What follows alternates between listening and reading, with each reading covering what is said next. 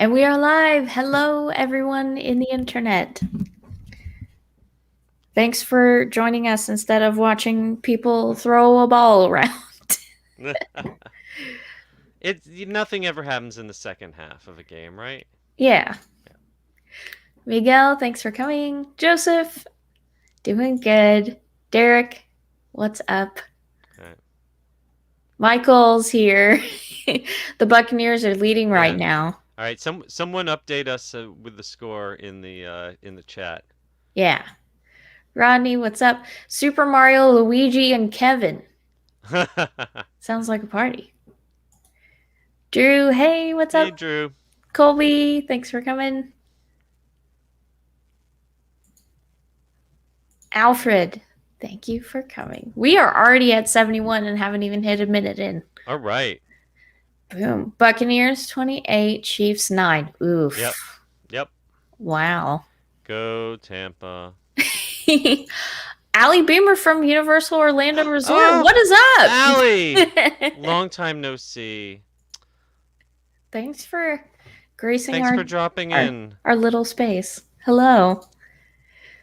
All right. Well, let's get started then, shall we? Let's We have do a it. crowd tonight in Awesome. 3, 2. Hello, everyone, and welcome to episode 73 of the Attractions Podcast. I'm Brittany. And I'm Seth. And we're here to talk to you about the latest and greatest in theme park news and more, as well as what's going on in our own lives. So, Seth, other than not watching the game, how has your week been? Game? What game? I have no idea what you're talking about. Yeah, I had a great week. Thank you so much for asking. I got to attend a little event that started at Universal Orlando last night. I might mention later in the show. Just to spoiler alert, I had a great time at Mardi Gras. Um, and I also got to check out an event that is happening here in Orlando called Down the Rabbit Hole, which is Ooh. at Mead Gardens, which is this gorgeous public gardens that's in sort of downtown, right on the border with Winter Park. And they're doing a production of Alice in Wonderland with a lot of really good professional actors, incredible costumes, and amazing lighting. It's at night and you walk through the gardens. You better have good shoes because there's some tricky pathways. You are really like kind of going through the gardens with Alice into Wonderland, and it was a really beautiful experience. Highly recommend it. That sounds so cool. Yeah. Immersive theater. It was, a lot of people are trying these kind of socially distant outdoors walking things because we can't do stuff in indoor theaters really so much right now. And I'm so happy to see the kind of innovative stuff. This is done by a group called Creative City Project. And yeah, so how was your week? My week was pretty much same old, same old. We have been revamping the house, just trying to buy new decor and things. We bought a bunch of pillows for our couch, which is where we Ooh. spend most of our time. Uh, Brody is supposed to start training next week, so that's exciting. Ooh. Yeah, going to school. We'll see how it Aw. goes. Now, is he doing hybrid or virtual, or is this going to be in person? This is in person, All right. socially distant Does he have masks. to wear a mask? Um, he's already got a flat face. I don't think putting a mask on top of that Probably not a good would idea. work too well. And I've been playing through Control, which you finished up not too long ago. Yes. They put it up on PlayStation Plus for the free game of the month for February. So I've been really enjoying it. It's so lore heavy, though. Have you gotten to the killer refrigerator? What? There's a point where there's a refrigerator that kicked my ass repeatedly. I That know. refrigerator was the bane of my existence. I'm There, at the part where I go to find Dylan. Like, I know where he is, and he's like gotcha. being kept in like P7. Yes, so you're on Yeah. your way to try to find his cell. Yeah. Well, There is there's you are a. or near where you are. There is a side quest. Spoiler alert: this is a game that involves objects that have been possessed by other dimensional forces, including like a rubber ducky. I Um, tried so hard to get into the room with the duck. yeah. So you're coming up on a room with a refrigerator, and it's an optional side quest that kicked my ass. Oh man. Just fair warning. As soon as we're done, I'm gonna go look for that refrigerator. But other than that, just kind of hanging out. Oh, Allie, Gamer Alert just finished Last of Us Part 2. I, Listen, I don't want to become depressed. I think I might need mental health assistance after playing that game just from like reading reviews and oh, watching videos. that game when it came out, I don't think I slept. I played it the whole weekend that it released, and it like, oh man, I loved it. I off screen here, I have two new prints of Abby and Ellie waiting to hang up in my office. I don't know So, if I can emotionally handle that, but spoiler alert, you will. It is, oh man, it's one of the most beautiful, most well-written games I've ever played. It's so cinematic, and what it does in the second game is it takes this person that it sets you up to hate, like absolutely loathe, and then challenges your prejudice against her, like maybe you shouldn't hate her. hmm It's so interesting the way they kind of turn Uh, it turn darn it, you. I don't want moral complexity in my video. I want pew pew. I want pew pew. Blow It's things up. also got like the sneaky, like Yeah. stealthy No. stuff. Everyone I know who has played it, I am not a PlayStation gamer. I am Xbox Ah, and PC. So get someday out if of there's a here. port, sorry. Hey, I want to give a shout out, Manuel Garcia. Send us a Wow. super sticker. Thank Thank you you so so much. much. And is that an actual payment from Derico, or is he just typing that in the comment so that we'll try and Um, figure that one out? it's bolded, but I don't have a little notice up top that it was a super chat, so I'm not sure. Hmm. We'll have to We'll look into consult that one. Well, the thanks YouTube anyway. Either the YouTube either way, adults. thank you. Uh, well, I suppose now that we've talked about our games for the week, let's get into the Let's news. do it.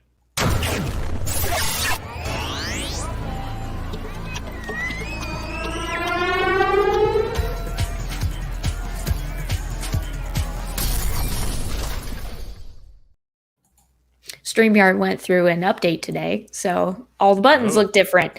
Oh.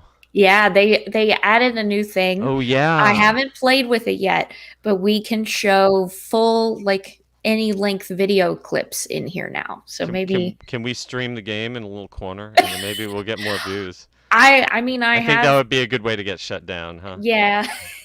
Well, maybe not. Streaming is kind of like a gray area as far as copyright. Yeah. As long as we on it. I I have nothing to comment on.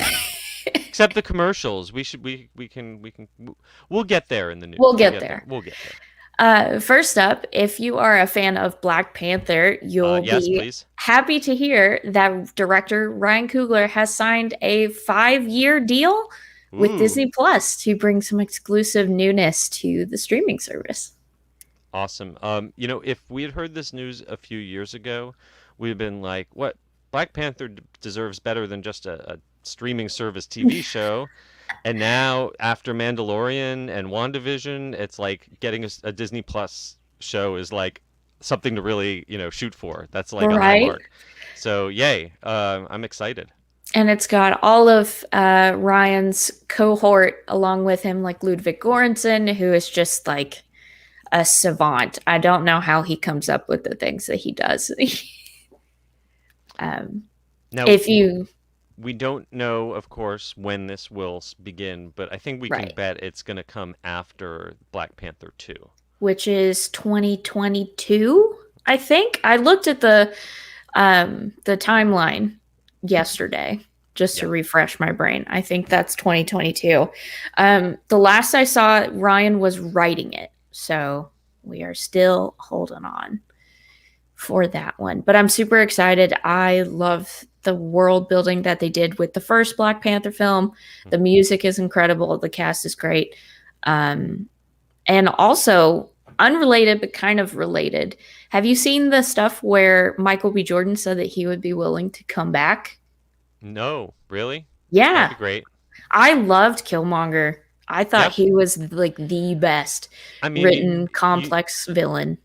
I mean, you've lost the center of the franchise, Yeah, so it really helps to bring as many other people that are familiar back in order to carry the torch. I think it would be really poetic and beautiful to bring Eric Killmonger back with Michael B. Jordan, who was very close with Hmm. Chad Boseman. I think that that would be such a cool way to honor his friend and that character and provide kind of like a poetic future for Killmonger to kind of rectify his mistakes and things. Hmm. We shall see. Yeah, I hope so. Okay, now this, I put this in here just for me because I listen, I when I checked my email on Friday and got this press release in my email, I screamed. Like like straight up screamed. Rogers and Hammerstein Cinderella, which if you were in my age group or you just happened to watch ABC in 1997 for Wonderful World of Disney, you caught this incredible adaptation of Rogers and Hammerstein Cinderella with Whitney Houston and Brandy and Whoopi Goldberg and Victor Garber and just Jason Alexander is in it, and it's so good, and I've always loved it. I had it on VHS when I was a kid. Literally wore the tape out from watching it, and they're finally putting it on Disney Plus on I, I February 12th. I felt so old when I saw the D7 and did the math. But I think that there's like a generation of kids where like this was the first time that they saw a Disney classic reimagined with people who looked like them. And that's like a lot more common now, but this was almost 25 years ago, and it hasn't really been that available. Like, No, it's I impossible to find. yeah, I think there were like VHS tapes and maybe a DVD, but I don't think it ever came out on Blu-ray. So yeah, it's great that this is now accessible to a whole new generation. I feel like I've been covering Disney Plus since they announced that it was going to be a thing, and I think I tweeted more than once at least You that were I asked wanted. them into it. I did. I was like, when are you going to give the people what they want? And man, I will take this Cinderella over the Cinderella remake they did a couple years ago it's I mean it's any a day. musical. It's got Whitney Houston playing the fairy godmother. It's so good, and the songs are just each one is a banger. Hmm. They're all so good. If you I have never heard anyone refer to Rodgers and Hammerstein before as bangers. I listen, Cinderella's full of bangers, okay? They're so good. I love this movie. February 12th, as soon as I get up on that day, I'm putting it on. It's happening. I'm 3 so a.m., right? 3 a.m. 3 a.m. for you. I think it's 2 a.m. for me. Oh, you can just stay up late. That's no big deal. Yeah. I've listen, I've thought about it with Mandalorian and WandaVision, but I've never been like, okay, You I'm gonna do it. I'm you might always like, you might for the finale. We'll, oh, listen, we'll get to we'll that. get there. Over at Epcot, the Soul of Jazz and American Adventure exhibit has opened to guests. I got to check this out this week, and this is small but really well done. It's just sort of tucked in when you walk into the lobby of the American Adventure attraction. To your right is the Native American exhibit, but Mhm. on the left, there was a wall that was just of some paintings and concept art, and they've replaced those with some informational displays, and then they've added a couple cases with some artifacts. I'm a former trumpet player, and so I was really excited to see Louis Armstrong's trumpet and Bix Beiderbecke's trumpet. And if you're a drummer, they have those drumsticks. Those items are authentic. There's a couple there that are replicas, but it really is a well put together, nicely curated display. Definitely worth checking out. I was so surprised, excited to see Louis Armstrong's trumpet in Yeah. that And collection. and a neat little detail is that they believe that that's the one that he recorded the Disney by Satchmo album of No him playing way. Disney songs. Yeah. That's so cool. I love that. Well, this exhibit is supposed to be open through this month and beyond. So I hope in our my distant vaccinated future that I'll Yeah. be able to see this in person. Yeah, I see no reason why this shouldn't stick around for a while. Yeah. It doesn't interfere with anything, and they did a good job of installing it. So yeah, hopefully it will last past Black History Month. Yes. Ooh, had a little delay there. Star Wars Trading Post is opening in its new rainforesty not cafe location later this month. This is not at all a Rainforest Cafe. It is a resistance outpost base on a jungle planet that just happens to resemble a Rainforest Cafe.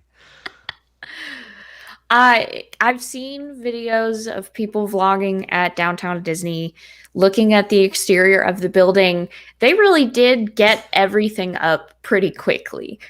Yeah, I mean, they've slapped on some Star Wars Stickers. looking giga. I was gonna be charitable and say decor, but yeah, it's on more like yeah vinyl stickers than like real. There's nothing there that probably couldn't be undone just as quickly if Right. Rainforest Cafe wanted to come back. We haven't seen the inside yet. I don't know if the installation of Ray's light speeder, which is supposed to go out front, is has been installed. I mean, sorry, it's her I scavenger speeder. think I saw a photo of it on Twitter. Oh, okay. Yeah. I believe is this the same one that they had one in here in Well, Florida Launch Bay. in Launch Bay. So did they have? I don't know if they had one of those in the California Launch Bay or only in the Orlando Launch Bay. But that launch bay here is closed right now, so maybe it's been shipped off. Yeah. I wonder how long it'll be there though, because if I remember correctly, in the photo, it was outside on a stage with a "Please don't climb on the speeder" sign, Right. exposed to the elements like that. I wonder if they'll keep it out there forever or if it will eventually just If kind of. if that is how it's being displayed, I really hope it's not screen used. I hope it's just a Ooh, replica. for our sakes, I hope it's just a replica. Inside the store, once it opens on February 19th, you can find a ton of different Star Wars merchandise like robes, different Star Wars apparel, lightsabers, creatures to take home, and toys and all sorts of things from the Star Wars universe, as well as Mandalorian on Disney Plus. You can also get the Jabba's Palace Patty Frog drink sipper, Oh, and so then if you wanted to get some Galaxy's Edge exclusive stuff without paying for a ticket to go into Galaxy's Edge, this is your chance. yep. And if you are a streetwear person, there is a new Baby Yoda streetwear collection out from Shop Disney that you can get online and in this new store once it opens. Yo, they call him Grogu on the street. Don't go calling him Baby Yoda. Put some respect on his name. Exactly. They will also have the Batu and Spira gift cards back as well, but they do have that $100 minimum activation with a $5 fee. So keep that in mind if you want to pick one of those up. Yeah, you might be able to make your money back on eBay though with that after Oh, you yeah. use up your value. Those were a hot commodity when they were available inside the Galaxy's Edge stores. Yeah, I wanted to get one. I never got one myself. No, they were always sold out. Nope. Volcano Bay is set to reopen its sandy shores to guests on February 27th. You know, originally they had announced in early March, and then Disney came in and announced that Blizzard Beach would be opening right around the same time that Volcano Bay was. So I guess this is Volcano Bay just wanting a few days head start maybe on Disney. Yeah. I'm not sure. I want to It's open by myself. it might still be a little chilly on February 27th. I'm sure February 27th is going to be packed with bloggers. They're probably going to hit capacity with annual pass holders on 5 minutes in. But January 28th, if if it's 55 degrees when the Ooh. park opens, I don't expect to be too busy. Are you going to be one of the few I, I there? I won't be out there on the 27th, but I might stop by on the 28th. I miss hearing the drums and the passage of time at Volcano Bay. It'll be I, good to see it come back. yep. The return of the water park, especially for spring break, which I do expect it to reach capacity Ooh. as the spring break crowds come back. But if you're gonna willing to brave the cool weather, the first few days in March should be a great time to ride the aqua coaster. Shouldn't have to wait in long tapu tapu virtual queues for that one when it first opens, I think. Definitely check that out if you're willing to brave the chili. Over at SeaWorld this past weekend, the Seven Seas Food Festival is back with an interesting inclusion that other parks aren't really doing right This now. this one kind of surprised me. I won't lie. I was a bit shocked when I read this press release. Yeah, they are the only park right now doing a food festival that has concerts happening. And yeah, some other places are Oh. doing, little impromptu musical performances, but these guys are doing big name, touring acts in the big stadium. Granted, they are saying limited capacity and social distancing, and they're broadcasting the audio to other places in the park. But still, we've seen big crowds in past SeaWorld events for those concerts in the Hmm. stadium. And good luck to them managing those crowds because, man, well, some of the groups include, before you get my personal opinion, some of the groups include, they've got Blue Oyster Cult and they've got Air Supply coming. So the over 65 crowd that has had their vaccine should be perfectly safe to come hear some of the best of the 70s and 80s. Who else is on that list? Let's see. Blue Oyster. Oh, ad. Ironically, Blue Oyster Cult is most famous for Don't "Don't Fear fear the the Reaper." Reaper. That's some poetic irony You right really there. don't need my editorial. I'm just gonna read it off the page. Air Supply is going to be there, a food festival staple. Which oh, the COVID jokes just write themselves, so we're not even gonna go there. Oh no, I just Air realized what Supply. you were getting at. No jokes with the other ones. At least I can't think of any. Chris Jansen, Jeremy Camp. No. No. They've actually got quite a lineup, and days that they don't have name bands, they have some tribute bands. So yeah, if you've been missing going out to concerts and you're comfortable, go for it. And I think we talked about my experiences in SeaWorld in the past, so I'm gonna leave it there for now. Yeah, you can listen to our past episodes for that. Concerts happen on festival nights at 6 p.m., and the festival runs on Friday through Sunday from February 5th, which was this past Friday, through May the 9th, and President's Day on February 15th. Annual AKA. passes and fun cards are accepted, but keep in mind, no matter what kind of ticket you have to have a reservation. Yeah, that's major. And then they also recommend that if you want to go to the shows, get a reservation, Yeah, dining, that kind of thing. there are free places to view it. What I think would be cool is if they set up the stage for In the Round and that Ooh. they played to people on the bridge because there's that bridge that cuts across the lake that goes along the backside of the stadium. So if they let people socially distance all the way out across that bridge, you could maybe get a lot more people out with not so risky. Yeah, we shall see. Ooh. And this was kind of surprising. We got two sad ones in a Two row here. back to back, man. I mean, not surprising, not surprising. Like, Yeah. you know, kind of see the writing on the wall, or the paint, the splattered paint on the wall. Well, we went through this whole thing with Cirque Hmm. filing for bankruptcy due to COVID last year. Hmm. And they had purchased Blue Man Group, so they were a part of that. And then with Drawn to Life being postponed at Disney Springs, this is kind of Yeah, expected, but still sad. yeah. So the Blue Man Group will not be returning to Universal Orlando.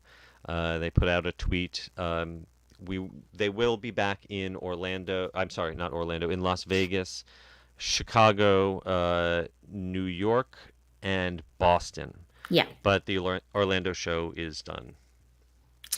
very sad. I never got to see it. I like hate myself. It's a shame. The Orlando version, I think they missed an opportunity to have bits that were crafted specifically for Orlando and commenting on the theme park experience. Because the best thing about Blue Man Group is, they're always they're like these extraterrestrials who are sort of innocently making these satirical comments on our society through their art.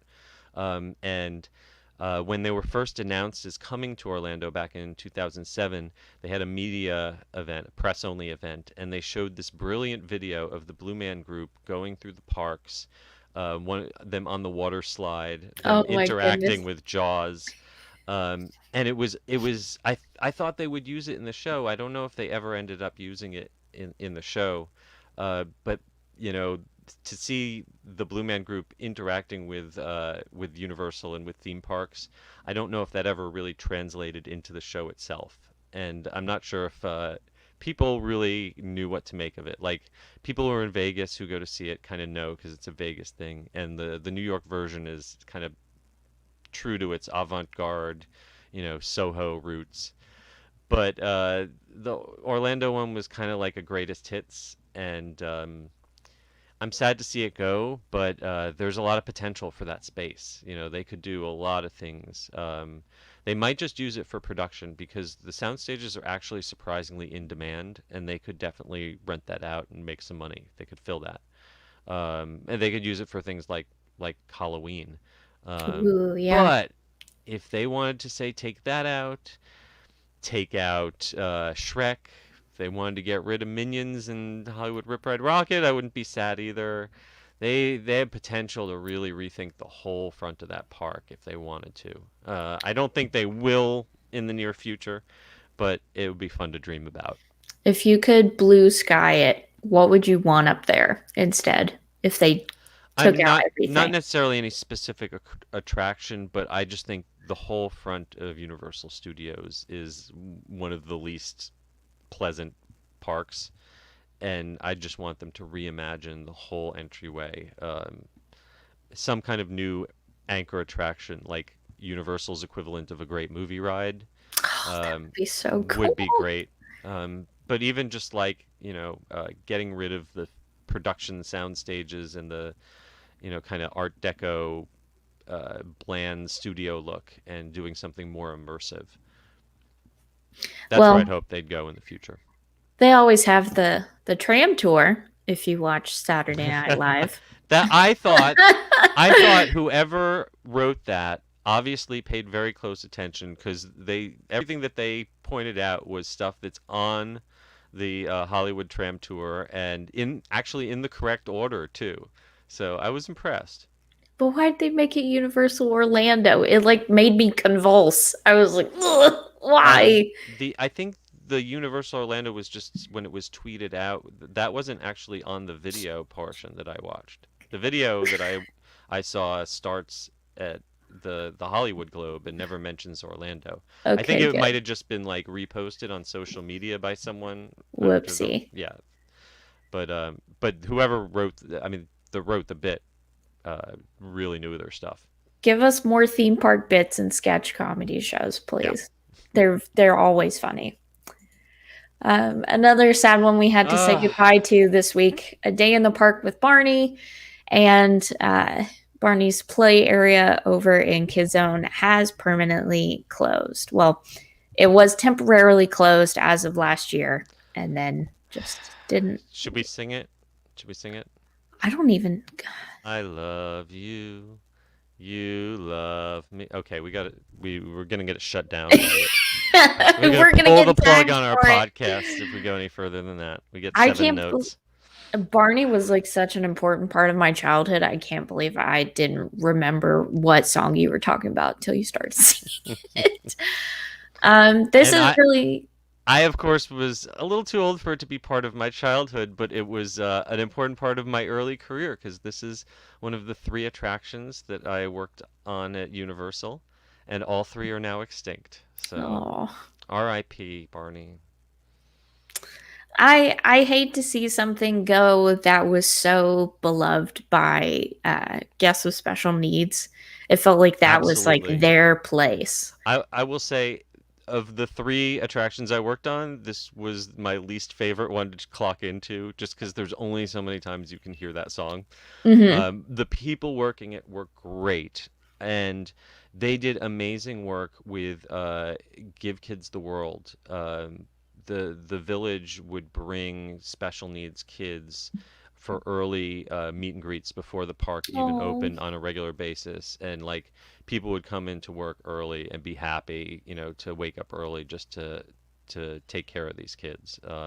So that was a really special thing, and I don't know, like, I don't know how current Barney is in the current pop culture, but I don't see that Universal has another IP that is stepping into that. You know, Everything else is kind of like snarkier and made towards older kids, yeah. and they don't have anything that's quite that cuddly and innocent that can fill that void. I guess with well, they do have Curious George on. On life, I mean, the Curious George characters have not been seen for several years in the park. There was a man with a hat and a Curious George walk around, but they haven't been used except for really special occasions in a long time. The closest they have is the trolls, and they fart glitter. So I don't know how, I know the kids love it, but it's not quite the same as Barney. It's not quite the same. And we're also, you're losing a playground there that obviously has been closed, but was really great and one of the few playgrounds that was specifically designed to be accessible to all kids, like with all sorts of disabilities. Um, so again, a thing that they don't really have something to fill that gap right now. We shall see what goes in their place. Yeah, Keep an eye out keep for an that. eye on Kidzone. It's got a target on it. I'm watching. Oh. Alfred says, well, I mean, you are watching us, kind of. um, obviously, if you are here, you are not watching the Super Bowl. Can But we in get a score case check? Has there been a score in the last uh, half hour? No. no one's posted the score in the All right. chat, No one's won. Who it's cares? okay. Tampa's probably still Well, we winning. would like to know. Yes, if Tampa's winning, I would say that the person who is going to be saying "I'm going to Disney World" in a little bit is probably going to be Tom Brady. I Yeah, mean, it's if you win your 10th Super Bowl, you kind of got to give it to the guy, right? I want him to show up with all 10 rings Yeah. on one on each finger. Unfortunately, we're not going to get the traditional scheduled parade of the Super Bowl MVP heading down 31 to 9. Yeah, I Oh think my I think I gosh. think Tom's getting a vacation. So yeah, I mean he just has to go down the street. It's like not like they have to put him on a plane or anything. This is the cheapest commercial that Disney World will film in all the years of doing the I'm going to Disney World vacation. They can just stick him in an Uber. They're just gonna run up to him after the game, put the camera in his Yeah. face, and be like, "Say the thing," Yep. and then Say the cut. words. Cut it Um, really quick, or they'll shoot it on an iPhone and like throw it in iMovie really quick. but yeah, so we're not going to get the traditional parade down Main Street, USA. Though who knows? He's saying I'm going to Disney World. He's not disclosing exactly when, but maybe he'll just show up on one of those princess cavalcades that they do like randomly every 15, 20 minutes. And instead of Snow White being up there on the mirrored float, it'll just be Tom Brady. Everyone will be like, "What? Belle looks so different today. What's happening? We're trying out a new look for Belle today. That would be cool if it was kind of like a surprise and delight thing. Like, oh look, he's Yeah. here. And if he had to do it all day long, like they instead, That would. just you see him, he's doing his eighth lap of the day. And he's just like, I. For those of you listening to the audio version, I'm waving with an exasperated look on my face. It's good. We have to have a description, audio description for Audio descriptions. Well, maybe we can work on that one. Mhm.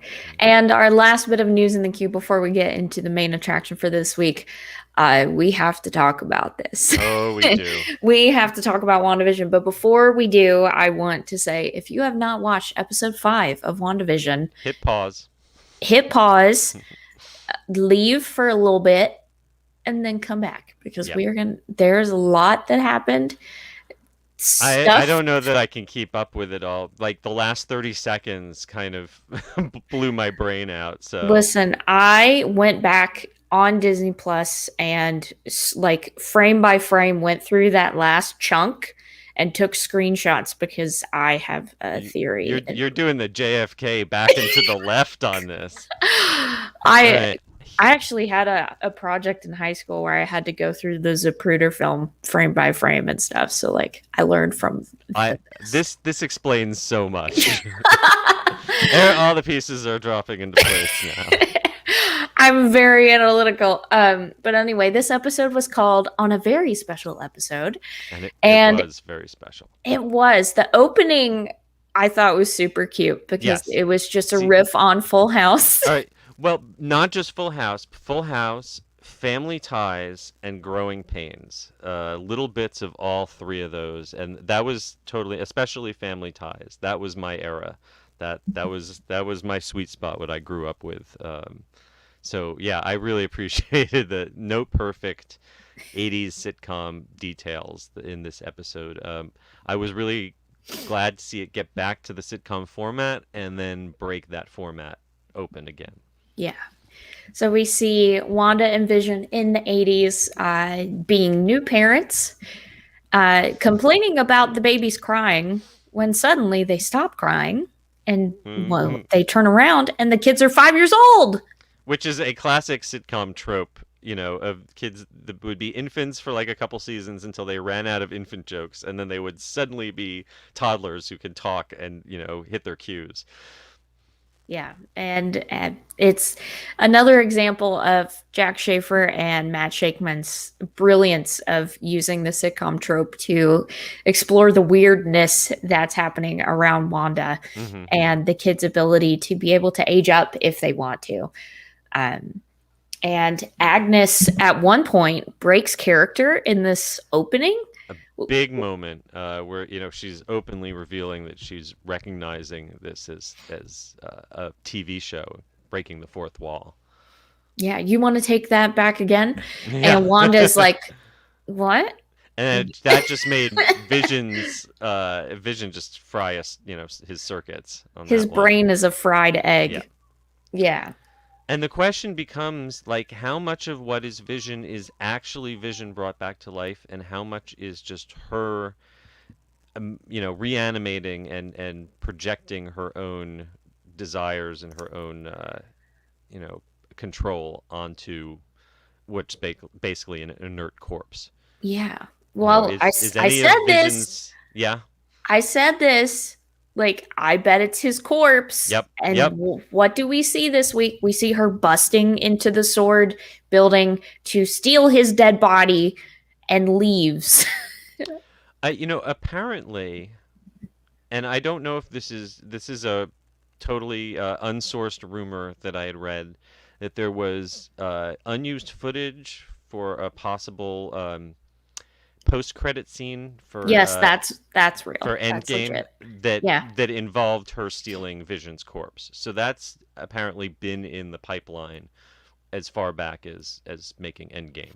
To my understanding, it was planned and shot, but Kevin Feige was like, "No, we have to pull it," and then they pulled it. But that obviously directly, leads into this storyline here. Yes, and it also really sets all of these events as happening very closely after the end of Endgame, and significantly before Far From Home. Yeah, I think because I was thinking about this earlier because with I'm always thinking about WandaVision. Um, Of course, so aren't we all? but in the early parts of Far From Home, when Peter is called to deal with everything, he's like, "Well, isn't like Doctor Strange available or something, or can't Doctor Strange do it?" And he's told that Strange is unavailable. Hmm. Um, and I have a feeling that we are going to get to the point in WandaVision where it is Doctor Strange being unavailable, dealing with this. Hmm. Or at least that's like Multiverse of Madness. In the Which we've told is directly tied into what's happening in WandaVision yeah. somehow.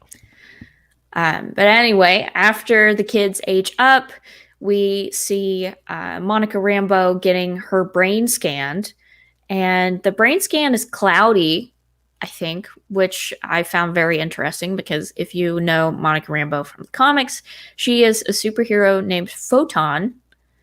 Um, Nothing right now, Hmm. but it is possible that her encounter with Wanda's powers could have given her powers of her own. Maybe. There is also a very brief mention of Captain Marvel, Hmm. and she has a very strange reaction to that mention. Yeah, Uh, kind of like mad.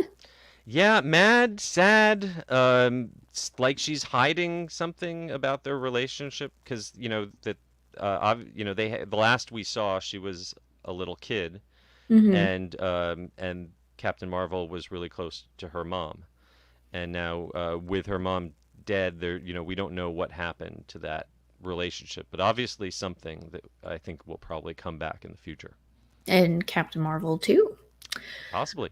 And then we meet Hayward, Tyler, the director of Sword, who reveals that Wanda stole Vision's body from their headquarters and resurrected him. So it's not just reanimated like she's puppeteering him, like he is alive Hmm. again. Um, and Monica realized that her clothing that she wore into Westview, namely a bulletproof vest, transformed into her 70s getup, but also made it bulletproof. Well, it was bulletproof. She was Yeah, wearing Kevlar, and so I guess it implies that Wanda is not creating matter; she is just rearranging matter. yeah, Um, it's kind of Star Trek, but yeah. And then we flash back over to Wanda and Vision, and a puppy shows up in true sitcom fashion, and the boys try to hide it. And then they're like, "Please, mom, can we keep it?"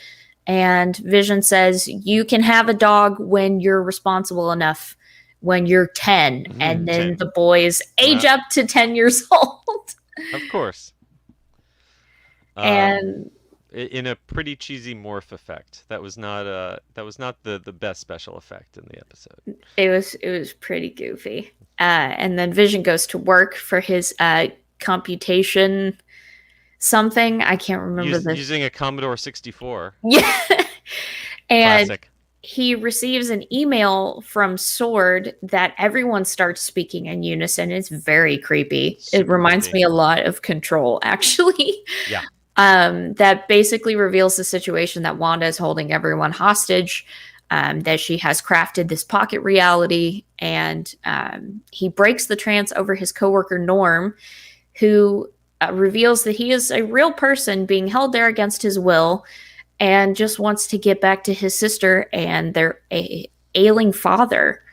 And Super disturbing. yeah, Yeah. really horrifying. And the fact that he went from this traumatized, fearful person to sitcom Hmm. goofball was incredible acting on that performer's part, but also just adds so much to the sinister undertones of Yeah. WandaVision that I love. It's kind of like the Truman Show if Yeah. the people were all being held hostage instead of just being paid actors. And that's something that Monica said when they asked her what it was like. She said she felt like she was being held down by grief. It was painful, excruciating. Yeah.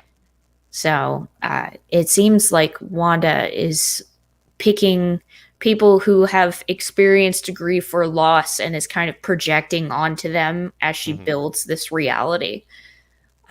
So Sword sends in a drone to 1980 Westview to check on Wanda. But cool guy Hayward put a bomb on it.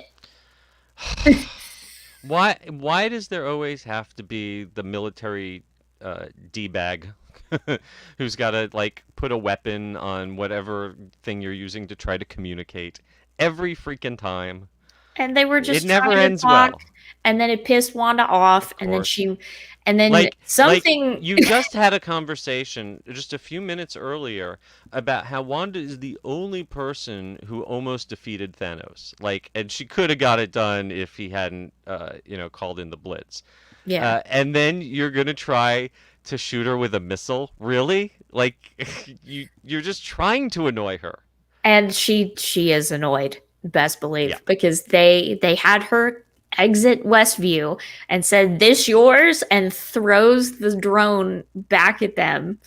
And she's got her Sokovian accent back. She's Oh wearing yeah, yeah. Her her accent red comes back. suit, and she's like, done with your crap. Hmm. She's like, I have my husband, I have my children. Leave me the heck alone if you know what's good for you. And then she does like this little hand thing and turns all of the sword operatives' laser uh, pinpointy things on their guns onto Yep. Hayward, which I thought was hilarious. Yep. Just to prove the point. Yeah. She could knock you down with a little wiggle of her pinky finger and it would be absolutely nothing to her. Um, and then once they get back, Sparky, the dog that the boys had found, died eating leaves from Agnes's bushes. Azalea leaves? Is that a thing? Do those? I knew chocolate can kill a dog. I didn't know that. That's sad. And Yeah, poinsettias. I knew poinsettias were bad. I didn't. Yeah, I I don't don't know. know, Maybe only in sitcoms. but it was very Again, it, sad. it, it brings Agnes back into it, who obviously knows a lot more than she's letting on. And the boys say, well, like you can bring Sparky back, right? Just Hmm. like you brought back Dad, which takes Wanda by surprise because it shows that the boys are more aware of what's going on than she thinks, and kind of calls her out on what she's doing at the same Yep. time. Yeah. She tries to give this kind of very special episode speech about, things die and blah, and it rings so hollow because you can tell she knows that she's violating everything that she's telling the kids right there. Yeah. And then we get back to Vision doing the dishes in the kitchen, and he confronts Wanda about the email that he heard at work and everything else going on, and she rolls credits on him. That was brilliant. That was brilliant. It's like I'm done with this conversation. We're ending this episode. Yeah, that I love that kind of meta commentary on the format of television and then kind of tearing it apart. It Uh, was so good. And then they kind of get into it and they get to the point that you see in the image next to us where they're both like primed at the ready yeah. to fight. And he's like, I don't remember anything prior to Westview. Spoilers because you were dead. And he's confused and scared. And she just tries to take control of the situation by basically gaslighting him. Like, Pretty you're much. my, yeah, Pretty you're my much. husband. Everything is fine. This isn't this enough for you? Blah blah blah. And then she explains something that we've been wondering this whole time, that she doesn't really know how this all started. And that's a big key. So this was not something she intentionally did. This is either something she did subconsciously or something that someone has manipulated her into doing. Yeah. Uh, but it's weird. She's aware that what she's doing is hurting people. Hmm. She's not 100% innocent, but she's also like a victim of something that she's not in control of too. Yeah. So, it's morally complicated, and that's what makes it so interesting. Yeah, because it's like you think that they're trying to set up Wanda to be this villainess, Oh, and they were so totally having her go, Dark Willow from season 6 of Buffy. but at the same time, you feel awful for her because she's lost her parents Hmm. because of Tony Stark's weapons trade. She lost her brother. She lost everything. She lost her love of her life and then wasn't even able to finish the job and Hmm. get her revenge for it. Before we get to the big twist that comes at the very end, we skipped over the commercial. Oh, yeah, Uh, the commercial this week. what is Lagos?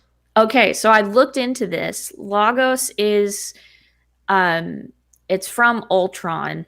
It's a city in Nigeria, I think. It was where she was trying to redirect an attack and where she sent the thing, it ended up killing a bunch of other people. Yes, this And is at the beginning of the second Avenger. No, no, third Avengers film? uh Age of Ultron. Okay. Yeah. But this is the sort of the inciting incident. No, isn't that Civil War? Wait, is it? Is that beginning of Civil War? All my lines are Oh, getting crossed. we gotta look this one. There's only 72 Marvel movies, but yeah, she's sort of blames herself. She's trying to prevent an explosion, and it takes out a bunch of civilians. So everything we've seen so far is someone who has hurt her in her life. It was Stark, it was Stryker, now Lagos, some person, some incident, some place that has injured her emotionally. Hmm. All of these traumatic, Hmm. scarring experiences in her life are Now manifesting themselves in it's these TV commercials. weird commercials. And I've seen theories online where people think that the commercial man and commercial woman are her parents because I heard it's another always theory that he is Mephisto. ooh. Everyone thinks everyone is Everyone, Mephisto. right? People Exactly, think Hayward is Mephisto. People exactly. think Dottie is Mephisto. See that's the devil's greatest trick, right? He makes you think he's everywhere, Yeah. like But Kaiser I Soze. I have another theory, Okay, which we'll what's your get to. theory? Okay, so well, we have to reveal the Oh twist. yes, sorry, we get to the big twist, which is So the doorbell rings, and Wanda's like, "I didn't do that, I swear." And then she walks up to the door and opens it, and it does like the sitcom thing where it the camera is on her, and she's like, and then it kind of cuts away for a second, and then we see who's at the door, silver hair, male, but it's not Aaron Taylor Johnson Quicksilver. It's Evan Peters Quicksilver from the Fox X-Men franchise. which gives Kat Dennings the chance to utter the perfect line. I, They recast Pietro. it was brilliant. Brilliant. Interesting. Apparently, if you turn on the captioning for the visually impaired, the official visual description is that she opens the door and sees the version of Pietro from the X-Men films. That's what the official caption for that shot is. So he's not just someone who happens to have also played him in a but it's literally they're acknowledging the existence of X-Men films and that he's from them. So that's probably the weirdest crossover to ever happen in any major. I can't think of anything like that's happened like this before. I mean, I wondered if something like this would happen when Disney completed the purchase of Fox because Kevin Feige's got all these new toys he can play with Well, now. this was one of those persistent clickbait rumors that kind of be like, oh, you have nothing better to write about today. Come on, you're like that's really gonna happen, and yet it does. Yeah, and it was so strange. Evan Peters is an incredible actor, but seeing him put on this goofy, like Uncle Joey kind of thing going on was very, very strange, especially considering that he's supposed to have a Sokovian accent as well. I guess I never saw his movies, uh, Um, so I don't know if he had an accent or not. He did not have an accent. You should really, at least the Days of Futures Past. You should check out that one. He's got a couple scenes in there. I really think that they did a much better job of using the character, especially in terms of visual effects, in the X-Men movies than they did when he was in the Avengers. So I hope he sticks around for a while. That this is not just like a tease to bring him and make us fans freak out, and then he disappears in the next episode. Okay, so my theory, um, when he walks in, and it kind of the camera has like him in the foreground, but he's out of focus, and then Wanda in like the not the background, but you know what Hmm. I mean. And there's a mirror, like an entryway mirror mudroom kind of thing in the background. Okay. Um, where Pietro's hand should be is a red hand. Oh, wow! You really did freeze frame your way through I that. told you. I don't have the screenshots on this computer. Well, a red Uh, hand would imply that it's Vision. or Who uh, else would have a red hand? Mephisto. He's like a devil man. Okay, there you go. Everyone thinks everyone is Mephisto, but I think it would be especially. Or is it at all possible if you look at that shot and seeing how that there is a red cushion on that bench that you're seeing a reflection of that in the mirror? That's yeah, that's possible. All right, I well, I well, I would say we should just yeah. say it's confirmed. It's definitely, we have it's We we shall. can put that on the internet. Yeah, I think next week is supposed to be the '90s Halloween episode, maybe something. They have Yeah, to that go to would the be '90s now. yes, that would be exciting. I wonder what 90s is it going to be like Saved by the Bell 90s or Seinfeld 90s or I kind of want it to be Seinfeld. I think that would be Yeah. awesome. Or Friends. Maybe they'll all be sitting around a coffee shop. Yeah, I don't know. Hmm. I I kind of just know I'm so excited. The show keeps building and building. How many more episodes do we have left? Are we at the halfway? four. So we're like just past the halfway point, Yeah. and that makes me sad. Yeah, that makes me sad. I know that we got a trailer during the Super Bowl for The Falcon and Winter Soldier. Yep, Uh, which looks like an action movie. I mean, yeah. I don't know how if the budget is going to allow them to have that kind of effects in every episode, or if we're seeing all the good bits from the pilot, and the rest of it's just going to be them talking, sitting around talking, maybe. I will say I really so far now that we've hit the mid-season, I really love how weird they went with this and how far they pushed WandaVision. This is seriously like the most ambitious twisting of a genre. Like they could have just been like, we're making a little, an Avengers TV show and just, paint by numbers, cash the checks. And instead, they really took some chances. When we first started talking about this show and people were talking about Twin Peaks and comparing it to that, it was like, oh, come on, really? And I think that they're going in that direction, where this is the kind of thing, or with like The Prisoner, where people are going to be picking these episodes apart for years to come. Hmm. There's a lot of detail, there's a lot of texture, and I think it's really rewarding. It's a lot more rewarding than the idea of, oh, just a sitcom about some superheroes that you'd Yeah. think it would be. It's so multi-layered and it drowning in Easter eggs. Oh yeah, You could go through it like me, frame by frame, for hours and find I think you should something. start a Patreon and sell those, Oh, and I think people would pay you money maybe. for that research. Research. I I don't know where it's going from here. I wonder if this with Pietro showing up, if this was the Luke Skywalker level appearance that Elizabeth Olsen has been teasing in interviews lately, or if there's someone even more surprising that's I, going to show up. I don't know. We've got Drew suggesting in the chat that Professor X or Magneto could show up. If they get Patrick Stewart to make an appearance for the finale, I would be happy, but I don't see that happening. I would be extremely surprised, but at this point, I mean, it's fair game if they want to.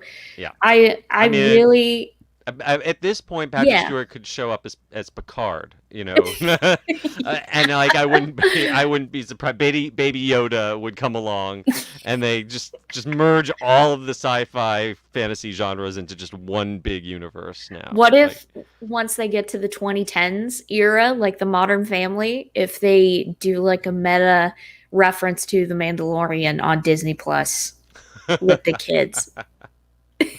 that might be pushing it a little too far. I would like to see their take on The Office, for Oh them to man. do like the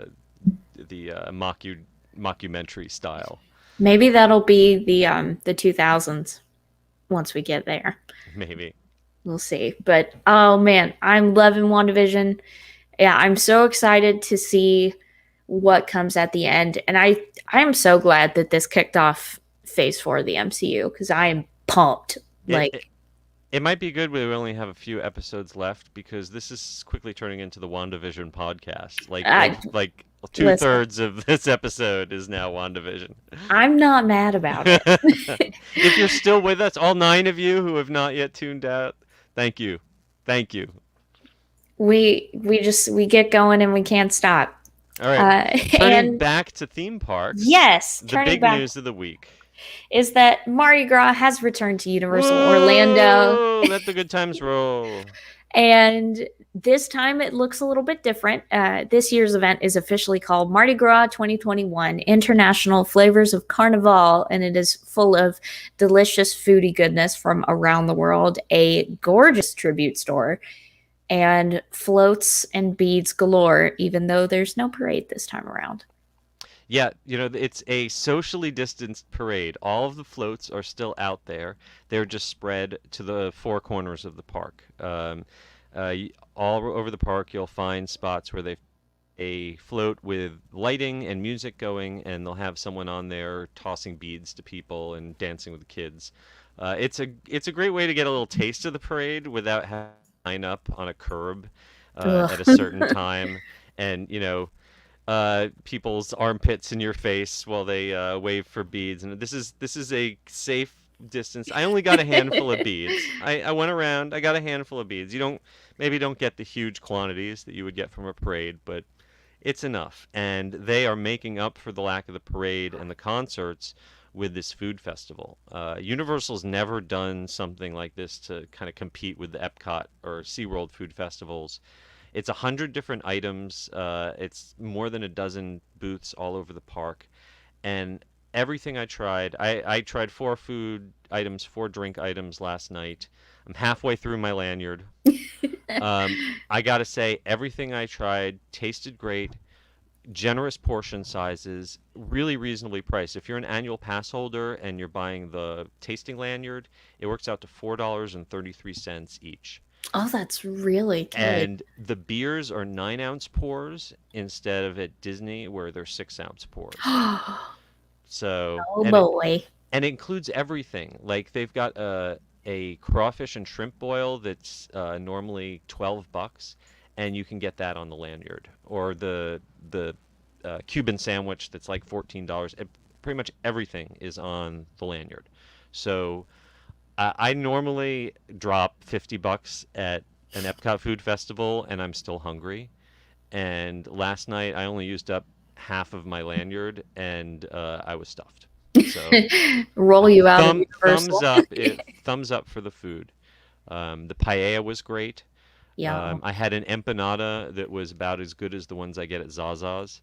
And the cocktails, they pack a punch. They're not skimping on the alcohol. All So, right. Now tell me about the tribute store, oh yeah, please. this might be the best tribute store they've done yet. Another UO fist bump to the visual merchandising team. These guys, these are not the same people who build the haunted houses, but you would never know it because these stores are just as detailed as the haunted houses. And I think there's some props and items that I recognize from some past haunts that were upcycled, using the same layout that they've used for the Halloween store and the Christmas store. But the lighting, the props, just really beautiful work. You start out at Preservation Hall, which I know a lot of people have complained that the facade looks ugly. The real Preservation Hall in New Orleans looks ugly. It's been there for a couple hundred years, Yeah, if you've and been to New Orleans, New it Orleans looks is like this. not a clean city. No. It's a little over stylized with the green spray painted stuff, but it's not that far off from the real thing. And inside it's gorgeous. There's like a jazz hall section, then there's a bayou crypt section that's got really atmospheric lighting, and then there's a whole pirate section I was that so is excited to amazing. see It's that. like there's a pirate bell with the I don't know what they call the mascot at the front of the ship, and just gorgeous atmospheric lighting. I can't say enough about the work that they've done inside there. I think that we have a video walkthrough of it We on our do. site. Definitely go and check that out. And inside the last bit of um, is where they have the food stalls. And here's a hint. You can't use the tasting lanyard for the bakery, which includes the vegan brownie skull, which is awesome. They brought that back from Halloween. And also, they have, before they had beating hearts, now they have Mhm. little skulls that they open and close their mouths. Oh, Well, really I don't creepy. I don't know if I like that. Yeah, I'm not sure. So you can't use the tasting lanyard for that, but they do have a savory section, what they call it Bayou Bites, and they have like little crab cake patties and stuff, and you Ooh. can use the tasting lanyard there. You can also use the tasting lanyard for like bottled water and popcorn and pretzels in all of the parks, and it never expires. So if you buy it now and you don't come back in time for the end of Mardi Gras, you can still use it in the future. Nice. I I watched our tribute walkthrough video and it's incredible. Like you said, what the Hmm. visual merchandising team is able to do with these spaces time and time again. I feel like they just keep First rate raising the work. bar on themselves. And considering this is the first time they've had Mardi Gras, all of the food booths, it's not just plain old tents. Pretty much all of them have some to them. And they even have themed, instead of eating off of garbage cans, I got to eat off of a cocktail table that was made out of a bongo drum. So I Oh, just thought that's that was so neat. cool. They've got those set up outside of Fast and Furious near the Cuban and Puerto Rican food areas. So That's great. I mean, anytime you don't have to eat on top of a trash can is absolutely. always a win. Yeah. Even opening night, I was happy. There are a couple pinch points where they've set up like a food booth and a parade float, and it makes it a little congested. But for the most part, I had no problem with social distancing. They even did the cinematic celebration fountain show. Oh, They did a wow. performance at park close, and they have spacing markers out in the whole viewing section, and they limited capacity. And it was one of the best viewings I've ever had of that show because I wasn't crowded. That's great. Yeah. Now I have to ask, because it is Mardi Gras, bead tree. Is there a bead tree this year? Oh, you know what? I thought of it too late. I was heading out and I saw a couple people tossing beads off to the right, but I don't know if enough have formed yet to really officially call it a bead tree yet. I will check it out. Hopefully the bead tree, because it had been stripped clean. Yeah, So I did see at least a couple people tossing some beads off of the walkway to the Fudge last night, and hopefully by the next time I go, the bead tree will have blossomed. I love the bead tree. Uh, That's when you know it's Mardi Gras time at Universal. If Absolutely. you would like to check it out for yourself, Mardi Gras is happening every day through March 28th. So check it out if you get a chance. And before we go, I have a few housekeeping things to take care of. First off, sharing our listener thank yous. In case you didn't know, Attractions has a 4-tier subscription service. And if you sign up for Club or VIP the week after you subscribe, you get a shout out here on the Attractions podcast. So without further ado, big thanks and hugs to Brian Goswell and Jeff Hartlieb. Thank you Thank so much for you. supporting Thank us. you. It means so much. And if you are interested, our winter 2020-2021 issue is available now. We're working on the spring one. It's going to be cool. Just saying. It's happening. And if you are a digital person, you can check out our new digital subscription option where you can look at all of our issues on your phone or your iPad or whatever you prefer to look at your publications on digitally. And we've got 2 winners for Seth's giveaway. Yes, his book. we had more than one person respond. I am so happy. We had a lot of people Awesome. respond. Thank actually, you. Yeah, thank you to all of tossed your hat in the ring, and drum roll please. but I'm not going to do it because it's going to be really loud with my mic. Haha. At DLRP Studio and at you Kelly on Twitter. Thank you and congratulations. Thank you so much. So we'll be in touch. We need your do we have your mailing addresses, and we will be shipping those out directly to you. Thank you so much for participating. Yay. Thanks so much. And if you did not end up winning, you can always pick up a copy of Seth's book. Absolutely. You can find me at S. Kuberski or at the UG Series on Twitter and Instagram, or head to theunofficialguides.com and pick up your own copy. Do it. Support. And you can find me at Brittany Tuttle. That's BRITTANITUTTLE on Twitter and Instagram, as well as every day at attractionsmagazine.com, at Attractions on Twitter, at Attractions Magazine on Instagram, and youtube.com/attractionsmagazine, where you have been for the past hour and 11 minutes hanging out during the live show. Oh, and I see there was an interception in the footballs game. Oh, game over. All right, so they had more home runs than the other team had slam dunks, and the innings are over. There's a hat trick or something in there, I think. And do we know who the MVP is? We really just care about this man is going to the Magic Kingdom. That's really all that matters. I don't know. Who's going to Disney World? Tom Brady. We don't know. That's my assumption right now. If that's false, then we can just edit this later.